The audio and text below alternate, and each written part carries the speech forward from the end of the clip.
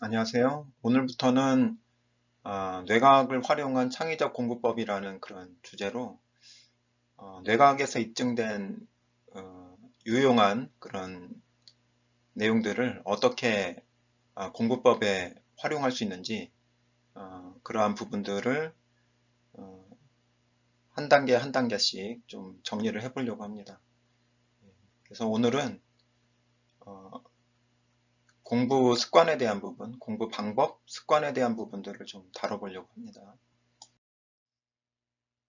공부 습관을 지배하는 이제 네 가지 요소가 무엇일까라는 것을 이야기하기 위해서 먼저 이 그림을 한번 보도록 할게요. 시스템 A랑 이제 시스템 B가 있잖아요. 시스템 A, 그 다음에 시스템 B. 일단 요거를 이제 학생이라고, 학습자라고 한번 생각을 해보죠.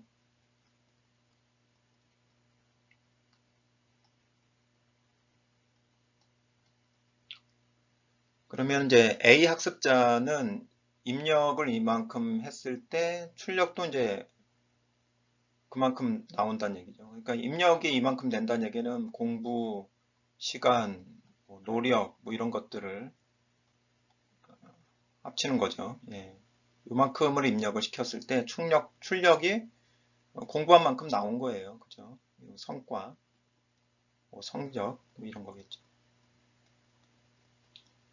그 다음 이제 학습자 B는 이제 A하고 비슷한 시간과 노력을 했어요. 예. 근데 거기에 비해서 A만큼 나오질 않았습니다.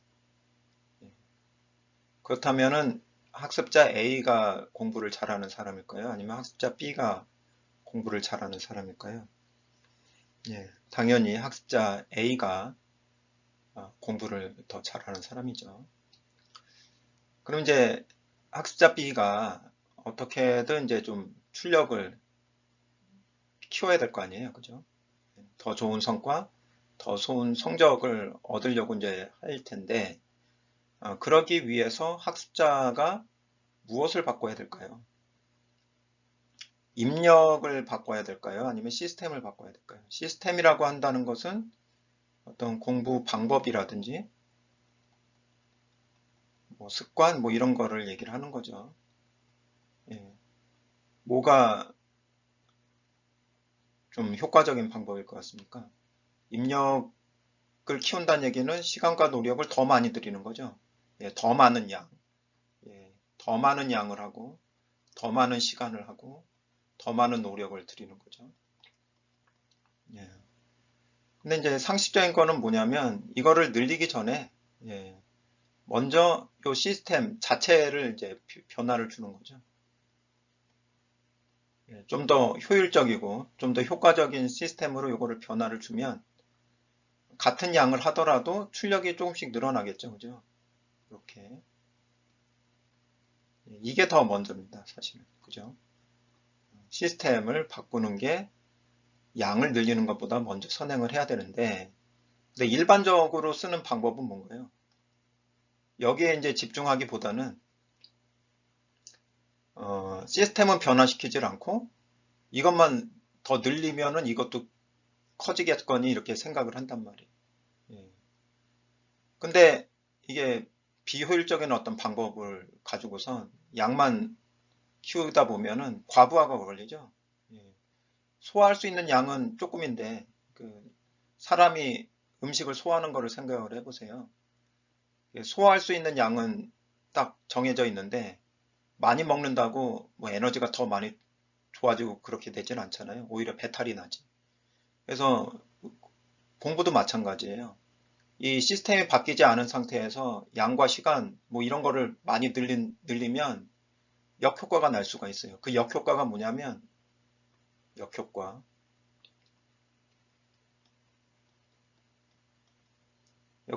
역효과는 공부하기 싫은 거예요. 공부하고 싶지 않은 거죠. 공부가 싫어지고 그 다음에 이제 결과는 어떻게든 뭐 얻게 되겠지만은 결과는 얻을 수 있어요. 그렇지만 남는 게 없어요. 남는 게 없다는 얘기는 뭐냐면 시험을 보고 나면은 예, 그것과 관련된 지식을 기억해낼 수가 없다는 얘기죠. 기억나지 않는다. 예, 지식이. 기억나는 지식이 굉장히 적다라는 거죠. 그러니까 다음에 또 그것과 관련된 공부를 할 때는 처음부터 또 다시 해야 되는 거예요. 그런 게 이제 역효과죠. 그래서 그러한 것들을 역효과를 방지를 하면서 이 출력을 높이기 위해서는 먼저 이 시스템에 집중을 해야 됩니다. 그래서 방법과 습관 이거를 어떻게든 개선을 하면서 조금씩 같은 양을 하더라도 시스템을 바꾸니까 성과가 좋아지는구나.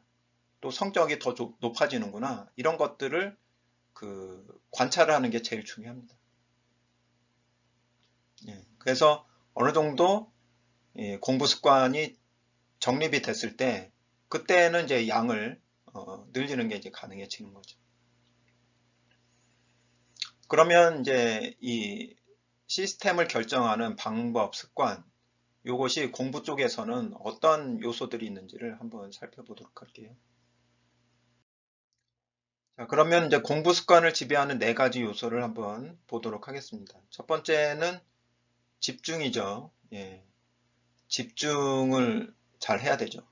그래야 이해를 할 수가 있게 됩니다. 공부하는 내용을. 그리고 3번이 필요해요.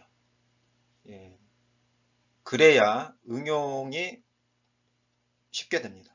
예, 그렇다면 이 이해와 응용 사이에 들어가야 될 이건 뭘까요?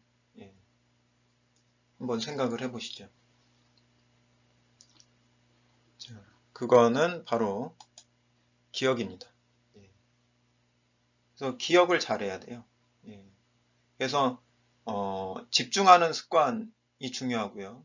그 다음에 이해도 무엇에 초점을 맞춰서 이해를 해야 되는지 그 초점이 되게 중요합니다. 이해의 초점.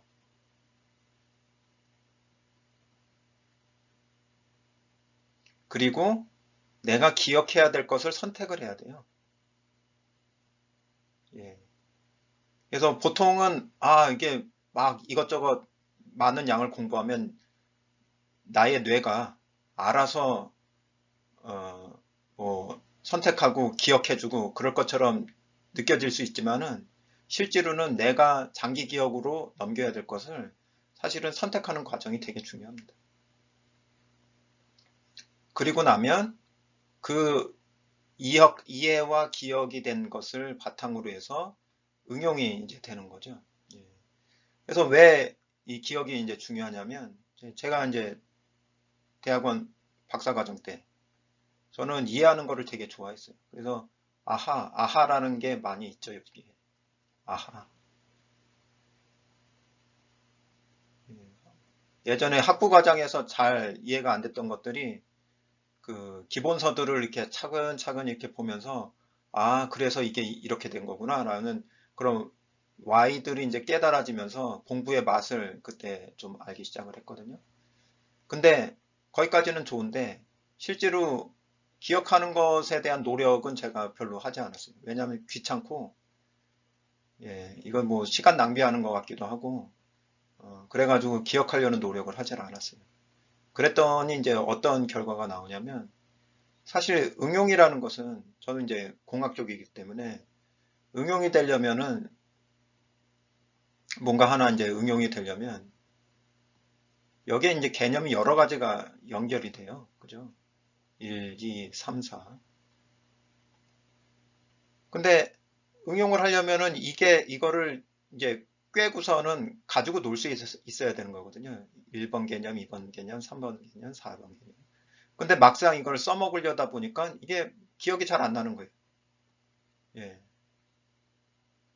기억이 안 나는 거예요. 그래서 뭐 3, 4 이거는 기억이 나더라도 1번, 2번이 이제 기억이 안 나면 이거를 다시 처음부터 이해하는 과정을 또 거쳐야 돼요. 그러니까 응용 속도가 굉장히 떨어지는 거죠. 이해를 해가지고 또 가져와야 돼요. 또 이해해가지고 또 가져야 돼요. 그때는 뭐 기억을 안 하는 게 미덕이라고 많이 생각을 했으니까. 예.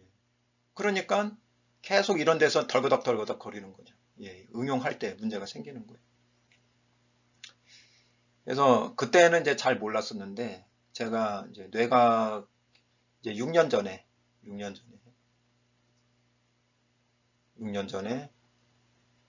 이제 뇌과학 프로그램, 교육 프로그램, 제가 이제 교육 쪽에도 이제 일을 할 수 있게 돼가지고 뇌과학 교육 프로그램을 그 국내화, 예, 그 외국 프로그램인데 그거를 국내용으로 이제 그 번역하는, 예, 개발하는 그런 프로젝트를 하게 됐어요. 그래서 뇌과학 학습 프로그램. 그래서 좀 흥미가 있어가지고 그때 이제 시작을 하면서 뇌과학에 대한 어떤 공부를 그때 많이를 하게 됐죠. 뇌과학 자체에 대한 공부. 그러면서 이것을 이제 내 공부, 제가 이제 공부하는데 어떻게 활용할 것인가라는 것을 해서 자체 실험, 개인적으로 이제 자체 실험을 많이 해봤죠. 그러면서 이제 제가 가장 부족하다고 느꼈던 게 뭐냐면 바로 이 기억이라는 부분이었어요. 여기서 가장 중요하게 생각하는 거는 기억이고요. 예, 뇌과학 쪽에서 가장 중요하게 생각하는 게 기억, 특히 이제 장기 기억이고요. 제가 가장 부족했던 게 바로 그거였던 거죠. 예. 그래서 의도적으로 노력을 해야 돼요. 기억을 위해서. 근데 저는 그게 부족하니까 계속 그 응용 쪽으로 갔을 때 어려움을 굉장히 많이 겪을 수 있었던 거죠. 예. 그래서 기억이 되게 중요하다. 그래서 제가 1, 2, 3, 4번 수능에서 가장 중요하다고 생각하는 거는 이 두 가지입니다.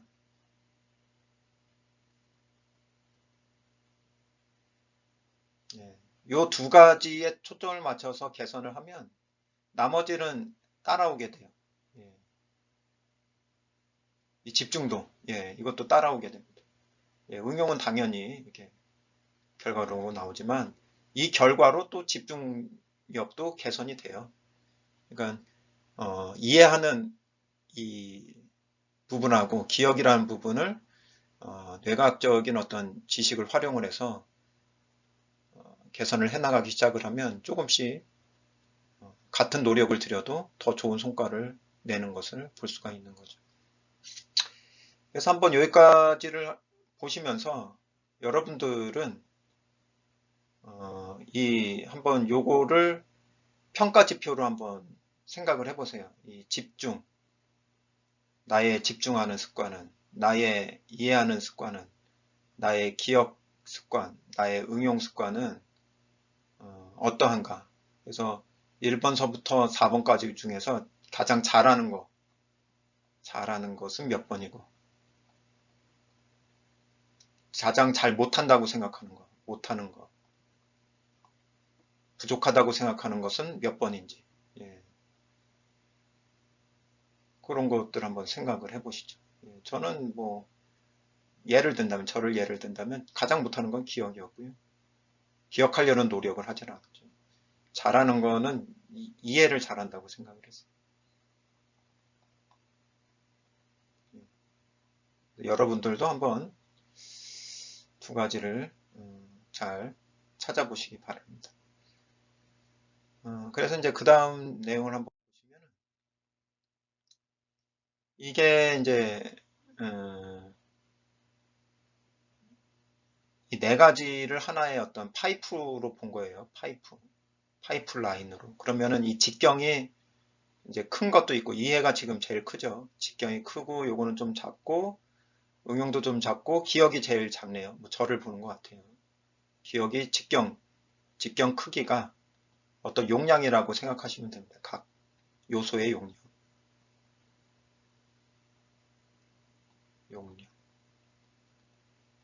자, 그러면은 입력은 이제 공부의 정보량이죠. 그죠? 정보가 돼서 이것이 실제로 이제 써먹는 거죠. 예, 활용이라고 써요.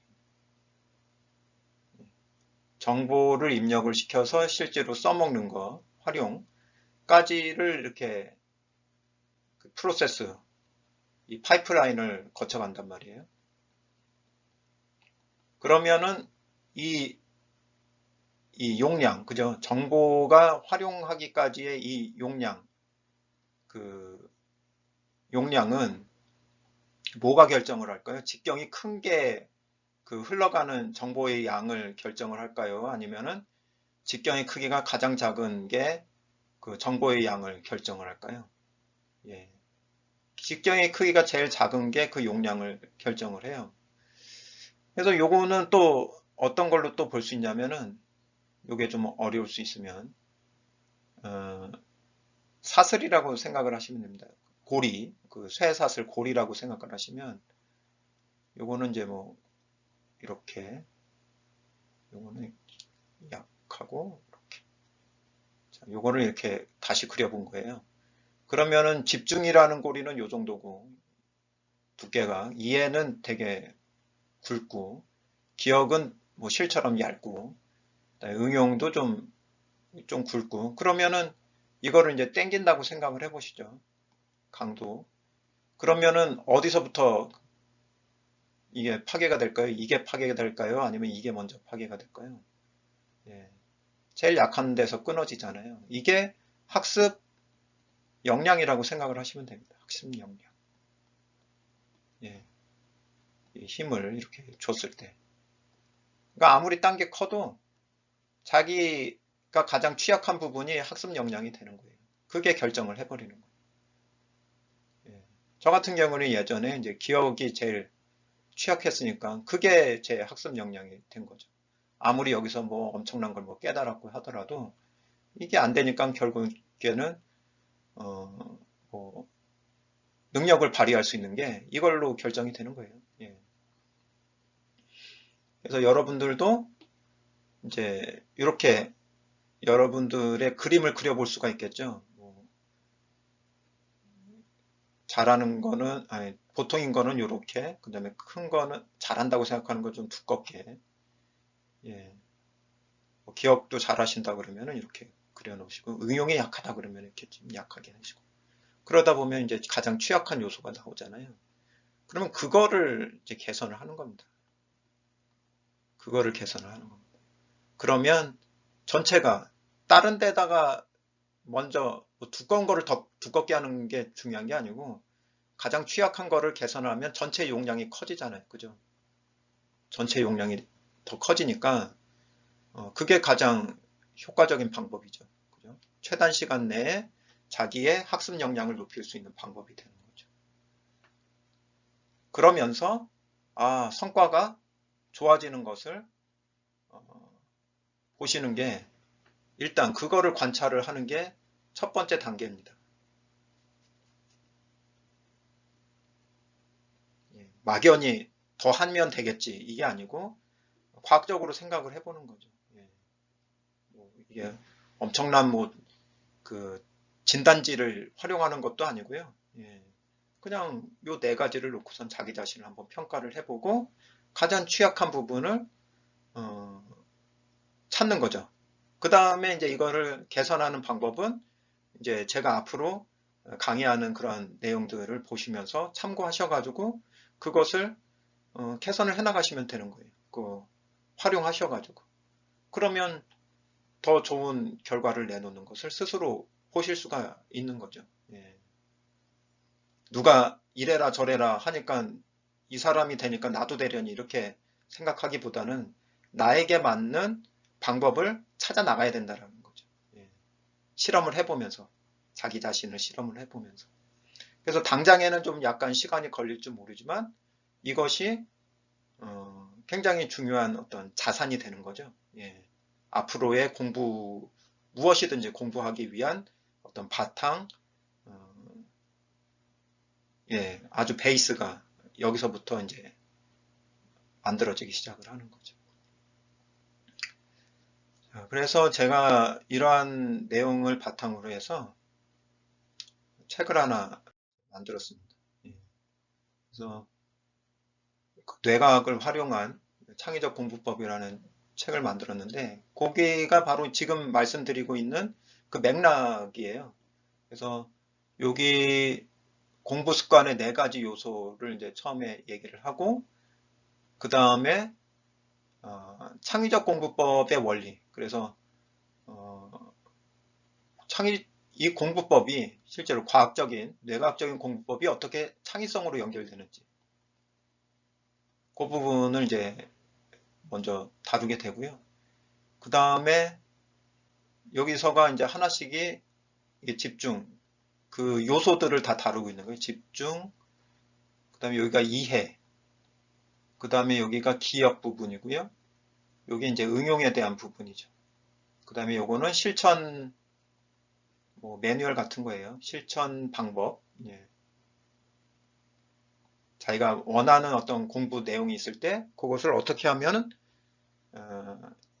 실제로 이제 목표 설정서부터 방법을 선택하는 것까지 어떻게 할 수 있느냐, 이런 것들을 정리를 해서 핵심적인 내용들을 정리를 했습니다.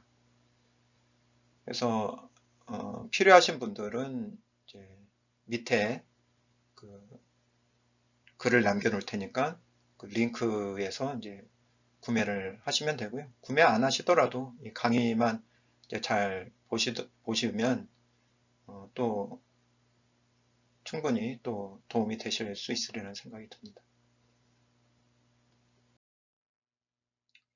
그래서 그 부분을 이제 좀 더 아웃라인을 좀 설명을 드려보도록 할게요. 앞으로 이제 이런 내용들에 대해서 다 강의를 할 거니까요. 지금 이제 공부 습관의 4가지 요소는 지금 이제 설명을 드렸고요. 창의적 공부법의 원리, 창의적 공부법의 원리를 얘기할 때 이 집중과 분산이라는 부분들을 다루게 될 겁니다. 집중과 분산. 분산. 요거는 어떤 뇌를 운동시키는 거하고 비슷하죠. 그러니까 보통 우리가 근육을 만들 때 그냥 계속 운동만 한다고 근육이 생기지 않잖아요. 운동할 때가 있고 쉴 때가 있고 하잖아요. 그런 거랑 비슷한 맥락입니다. 공부 근육을 만드는 거다 생각을 하시면 되죠. 그 다음에 이제 장기 기억을 위해서 기본적인 전략 3가지를 이야기를 하는데 분산, 복습, 그 다음에 회상, 그 다음에 행동하고 연결시키는 거, 이런 부분들을 이야기를 해보려고 합니다. 메타인지에 대한 내용들도 이때 다루게 될 거고요. 그 다음에 집중력 향상 기술 부분에서는 집중력을 이제 방해하는 요소가 뭐가 있는지, 그 다음에 집중력을 유지하면서 읽는 방법, 그 다음에 포모도로 테크닉, 이게 토마토란 얘기거든요. 포모도로라는 게. 그래서 이탈리아 사람이 이제 개발한 방법인데 요즘에 이제 실리콘밸리라든지 뭐 구글에서도 많이 활용한다고 해요. 그래서 집중력 관리 하는데 또 그 미루기 있잖아요. 미루는 습관. 미루는 습관을 깨는데 가장 효과적인 방법이라고 알려진 방법입니다. 포모도로 테크닉. 그 다음에 시선 돌리기라는 이제 또 방법이 있어요. 그래서 요때 이제 작업 기억이라는 게 뭔지를 이제 다루게 될 겁니다. 시선 돌리기를 할 때 작업 기억이 리셋되는 그런 기능이 있거든요. 시선 돌리기를 함으로써. 그러니까 시선 돌리기는 이제 그 시선을 집중하고 있는 대상에서 멀리 떨어져 있는 다른 곳을 이제 들여다보는 거죠. 눈을 벗어나게끔 하는 거예요. 그 다음에 이제 이해력 상상 기술로서는 이해의 핵심이라는 게 있는데 이게 초점이라는 겁니다. 뭐에 초점을 둬서 이해를 해야 되느냐. 그래서 이게 what 하고 where. 이게 뭐냐? 이게 뭐지? where는 한마디로는 어디에 써먹지?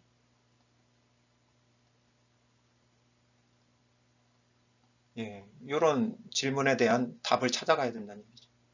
그래서 그거를 위해서 이제 노트 필기법이 2가지를 저는 추천을 드리는데요. 하나는 이제 마인드맵이고 하나는 이제 코넬 노트인데 마인드맵은 숲을 보는데 도움이 많이 되고요. 코넬 노트는 나무를 보는데 도움이 되죠. 예. 큰 그림과 이제 세부 내용들을 보는데 도움이 되니까 두 가지를 연결시킨다면은 가장 좋은 노트법이 되겠죠. 그 다음에 이제 기억력 향상 기술로서는 이제 플래시카드입니다. 요즘에 어플로 많이 나와 있죠. 어플. 가장 유명한 게 이제 안키인데, 저는 이제 플래시카드 딜럭스라는 걸 주로 씁니다. 딜럭스. 제가 여러 가지를 다 검토를 해봤거든요. 근데 플래시카드 딜럭스가 가장 파워풀해요. 가장 저렴하고 파워풀, 강력합니다. 단지 이제 그 기능이 어디에 숨어 있는지를 잘 찾지 못하는 게 이제 좀 단점인데요. 그 몇 가지만 좀 파악을 하면 그냥 커피 한 잔 값으로 평생 써먹을 수 있는 가장 파워풀한 도구를 얻게 되는 거죠. 그래서 플래시카드를 이제 활용하는 방법. 그 다음에 기억의 궁전. 기억의 궁전은 이제 장소법이라고도 하는데, 내게 익숙한 공간이죠. 내게 익숙한 공간에 아이템들을 이렇게 놓고선 여기에다가 내가 저장하고 싶은 장기 기억을 이미지로 연결시키는 거죠.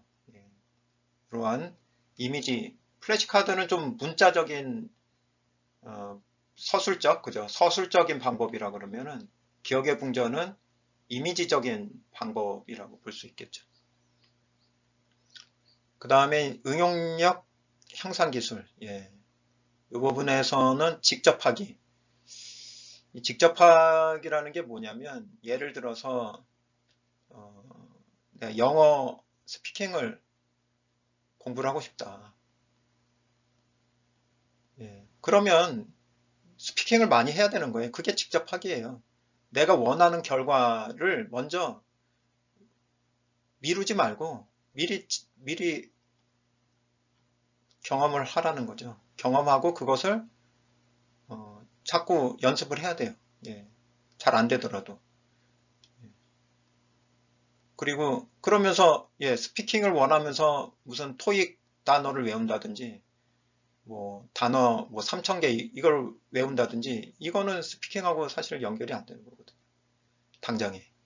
차라리 영어 회화책을 보고 문장을 암기한다든지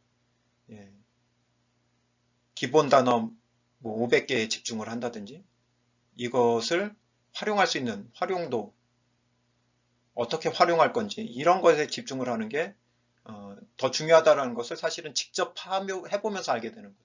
그 전까지는 잘 모를 수 있어요. 근데 직접 어차피 뭐 기본적인 것은 하긴 하는데 먼저 이거를 경험해 보질 않으면 해보질 않으면 뭐를 집중적으로 연습을 하고 내가 어느 지식을 집중적으로 습득을 하고 어떤 지식은 나중에 해도 되고 안 해도 되고 한지를 분간하기가 어렵습니다. 뭐 시험 보는 것도 마찬가지죠. 자, 그 다음에 이제 의도적 연습이라는 거는 자기가 이 취약한 부분을 찾고 취약점을 찾고 그 취약점을 시스템적으로 체계적으로 개선하는 과정을 체계적으로 개선하는 거를 의도적 연습이라고 해요. 그 다음에 교차 연습은 그 시간대에 알려드리도록 하겠습니다. 그 다음에 이제 가르치기는 가장 좋은 방법이죠. 가르치기는 뭐 어떤 것을 하든지 간에 뭐 몸을 움직이는 걸 하든지 그 다음에 지식적으로 습득하는 걸 하든지 이거는 다 효과를 거둘 수밖에 없어요. 단지 이제 그 상황 자체를 만들기가 좀 쉽지는 않을 수 있죠. 근데 머릿속으로 내가 이것을 가르쳐야겠다는 생각만 의도 그 염두에 두는 것만으로도 사실은 효과를 얻을 수가 있습니다. 그 다음에 이제 공부 습관 만들기는 이제 이거를 다 연결시켜서 종합적으로 어떻게 내가 원하는 그 공부 내용에 이게 접목을 시킬 거냐라는 내용이죠. 그래서 뇌과학적인 원리를 바탕으로 해서 목표랑 설정하고 그 다음에 동기부여를 어떻게 가져가야 되는지 이런 부분도 말씀을 드리고 목표 설정 방법, 실행 계획 세우는 방법, 그다음에 뭐 노트 시스템 만드는 방법 이런 것들을 정리를 해보도록 하겠습니다. 예. 이게 뭐 마인드맵으로 보면 이것도 이제 마인드맵이잖아요. 전체를 한눈에 볼 수 있는 마인드맵으로 보면은 이게 그렇게 양이 많아 보이진 않는데 실제로 하나씩 하나씩 그 구체적인 내용하고 이거의 적용 방법들을 이제 생각을 해보면은 할 내용이 좀 꽤 될 것 같아요. 예. 예, 그래서 이제 오늘은 여기까지 해서, 공부 습관을 지배하는 이제 네 가지 요소, 그 부분에 대해서 좀 말씀을 드렸고요. 그 다음에 앞으로 그 전개할 내용, 앞으로 어떤 내용을 가지고 강의를 이제 좀 할지, 예, 만들어 갈지, 이런 구체적인 그런 방향과 계획에 대해서 좀 말씀을 드렸습니다. 이러한 내용들이 여러분들 이제 공부하시는데 또 여러분들만의 공부 방법과 습관을 만들어 가시는데 도움이 되기를 진심으로 바라면서 오늘 강의는 여기까지 마무리하도록 하겠습니다. 감사합니다.